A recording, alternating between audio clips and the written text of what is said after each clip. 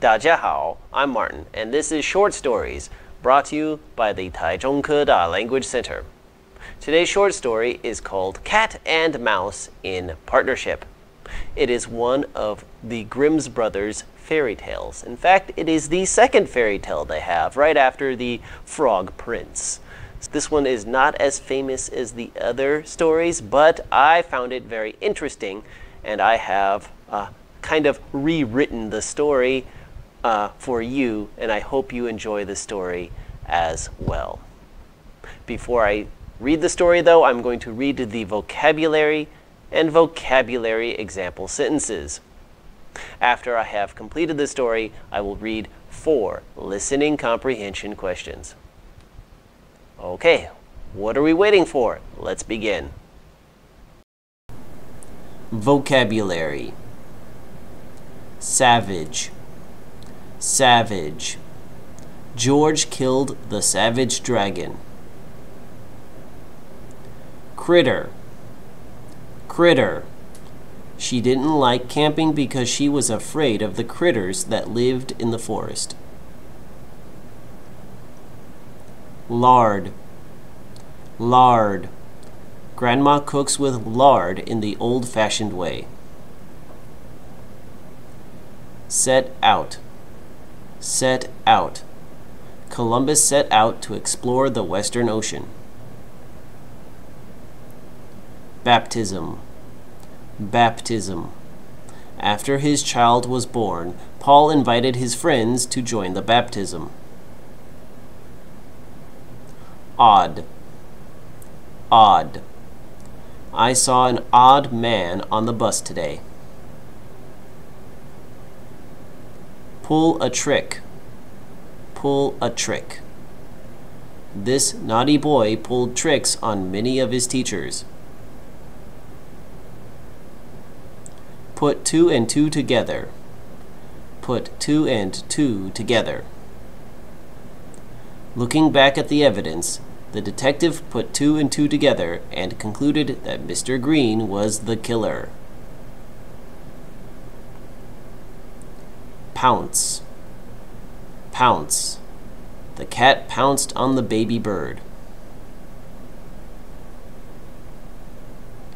Gobble up. Gobble up. The dragon gobbled up all the little sheep. Now for the story. The animal kingdom is savage. Predators hunt for helpless critters, and those critters cower in fear. However, there was once a pair of animals who managed to overcome their savage natures and became partners. This is a story about a cat and a mouse who formed a partnership. The cat and mouse lived together in an old barn next to a church. Since the farm had been abandoned, there had not been anything to eat for a while. Instead of being enemies, the cat and mouse decided to form a partnership to secure food for themselves. While the cat was relaxing and licking her black fur, the mouse came and said, "I have an idea. Let's go to the church kitchen and collect some cooking lard. We can store it for the winter. If we work together, I know we can do it." The cat looked at the little white mouse and said, "I like the sound of that." The two then set out to collect the cooking lard. They put it in a pot and hid it in the church's attic. Sometime later, the cat announced to the mouse that a friend of hers had given birth and that she was invited to the baptism. "Can I come too?" asked the mouse. "No, you'd better not. There will be lots of other cats there, and they aren't as nice as I am." So the cat went to the church alone. What the mouse did not know was that there was no baptism. The cat was just hungry and wanted to eat a bit of the lard. The cat crawled into the attic and ate the top layer of lard. When the cat returned, the mouse asked, "How did it go?" The cat replied, "It was great. Everyone enjoyed the ceremony." Then the mouse asked, "What name did they give the baby?" The cat froze for a second, struggling to think of a name. Top Off," said the cat. "What an odd name," said the mouse. The mouse accepted the cat's story as truth, and they went back to their daily routines. A few weeks later, the cat announced that another friend of hers had given birth and that she was invited to the baptism. And just like before, the cat went into the church attic and ate another portion of the lard. When she returned to the barn, the mouse asked, "What was the name of this one?" The cat answered, "Half Gone." The mouse squinted at the cat and said, "That's a strange name. Are you sure you heard that right?" The cat nodded and then left. When the cat pulled this same trick a third time, the mouse became suspicious. "What name did your friend give to this kitten?" he asked. "All Gone," said the cat. By this time, winter was beginning, and the mouse decided to check on the lard supply.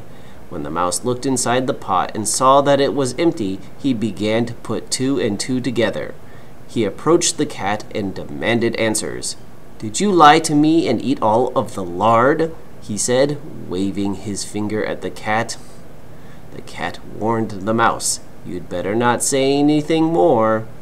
The mouse shouted back, "There were never any baptisms, were there?" "You just wanted the lard all to—" Before the mouse could finish his sentence, the cat pounced and gobbled him up. The cat then licked her lips and laid on a bed of straw to take a nap.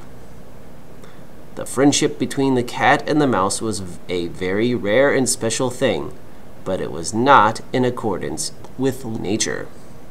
A cat and a mouse cannot be in partnership for very long. That is the way of the world. Now for the listening questions. Question number 1. What was the mouse's idea? A. To work together to run the farm.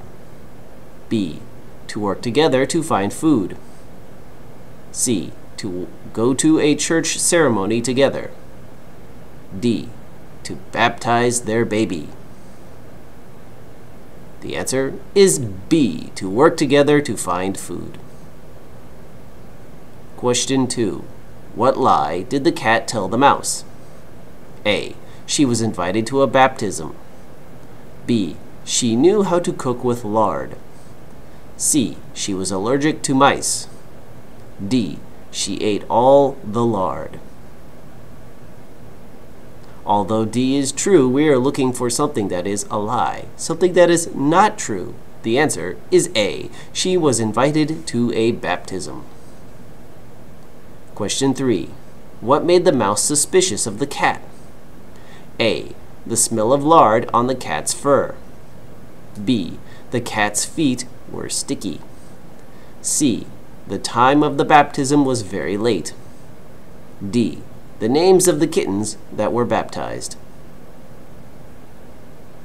The answer is D. The names of the kittens that were baptized. They were very strange names. Question 4. What is the lesson of this story? A. Never judge a book by its cover. B. It's better to cooperate than compete. C. A church is a safe place to store food. D. The weak cannot trust the strong. The answer is D. The weak cannot trust the strong. Well, that's the end of today's short story. I hope you enjoyed it, and I hope you have learned the lesson from this story. It's a very important lesson, and it's a lesson about not being naive. All right, thank you for watching, and I will see you next time. Bye-bye.